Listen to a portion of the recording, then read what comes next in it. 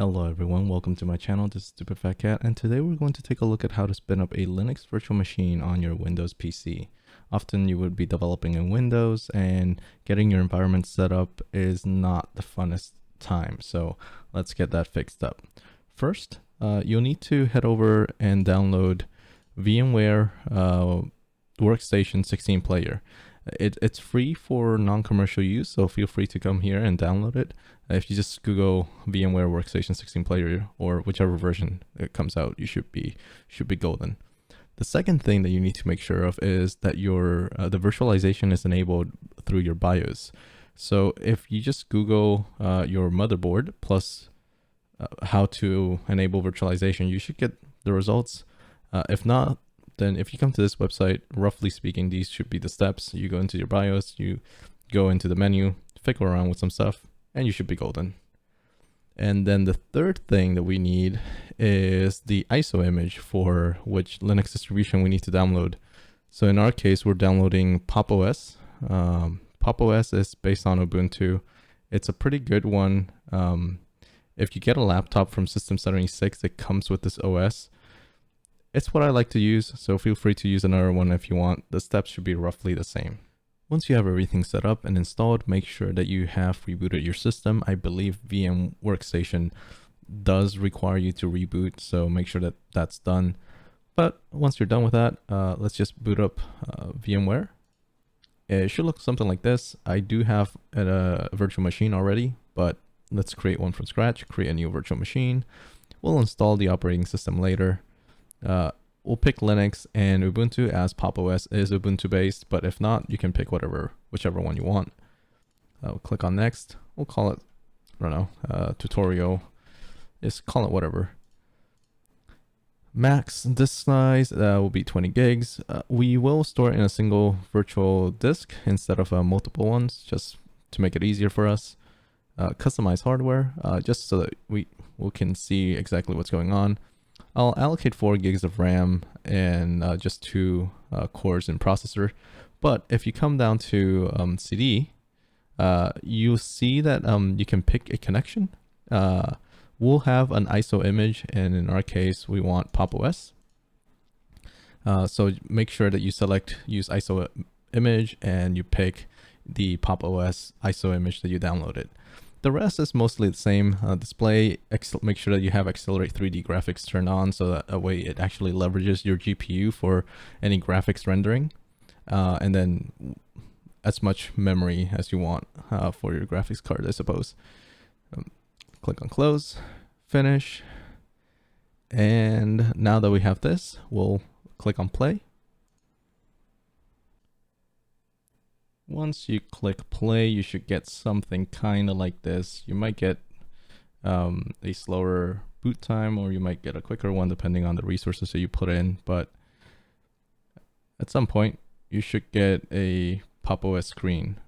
Let's fast forward this a little. All right, so now we have our virtual screen, and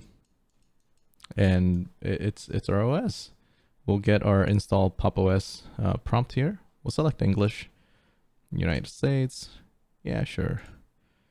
Yeah, default. We'll do a clean install, and then we'll pick our partition, erase and install. It's new one. You could encrypt your disk if you want. For the sake of this example, I won't, just because it's a little bit quicker. But it's always a good idea. All right. So now it's done installing, and after restarting, we can set up a new user.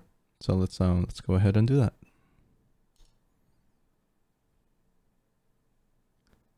Now, one thing that we may have noticed is that the resolution is kind of garbage. We'll fix that in a moment. We have to install some fancy tools for that to work. All right.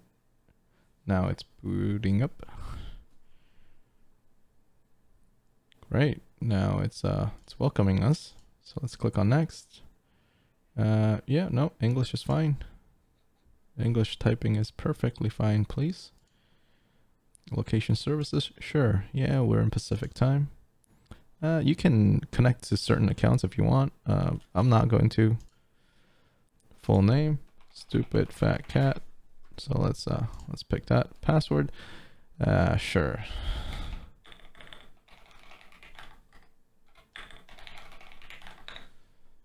Let's pick a kind of like normal password. We'll start using PopOS. Make sure that you do remember that password because every command that requires root access will require that password. And of course, logging in. So here we are. Our screen is kind of tiny. So let's get that fixed up. So the first thing we want to do is that we want to click on activities, open a new terminal, and do sudo apt, I believe sudo apt get install. Let me see what it was called. Oh, actually, before that we do that, sudo apt update. And of course, the password that we just set up. We'll just update the package list first. And then do sudo apt get install open VM tools and open VM tools desktop. Yep. These will install the utility tools that we need to be able to interface with the VM host a little bit better. So now that it's installed, what we can do is we can resize this. And voila. Now we actually have a full screen VM. Excellent. That's really good, actually. Now the other thing that we can do here is that we can actually start to set up some of the other utilities. For example, copy and pasting between host and guest. You actually have to enable something. Let's see, I believe it is called user bin VMware user. Yeah. So once you start that, we can now copy from, let's see, I'm just going to copy a string that I have here, sudo apt update from my host. You can't see it, but trust me, I am copying it. And there you go. I pasted it right there.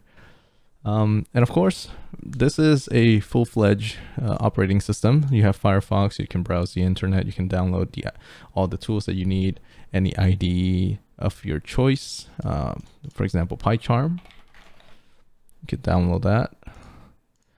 You do have Python already here. And of course, you could always sudo apt get install and PM, for example, if you want to do any JavaScript development and whatnot. Well, I hope this mini tutorial was helpful for you guys. If you like the content, please like and subscribe. If not, then give me some feedback. I'll see you next time.